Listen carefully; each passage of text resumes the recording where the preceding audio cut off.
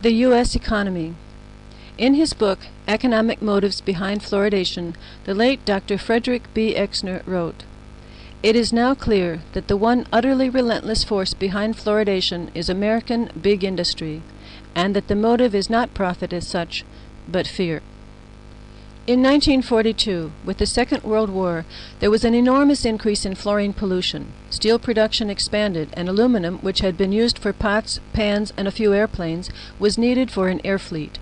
Moreover, these industries invaded parts of the country that were not used to fluorine-polluted air. For example, the steel plants in California and Utah, and aluminum factories in Washington and Oregon.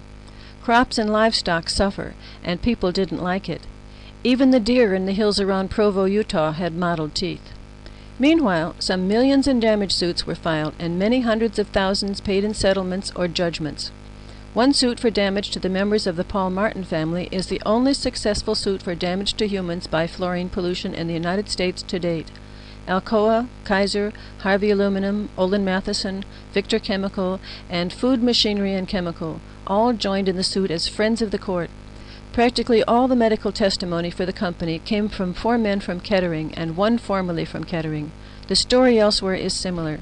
At Sauvie Island, Longview, Tacoma, Spokane, with extensive damage to crops, land, and livestock. At Longview, the people voted down fluoridation in 1952.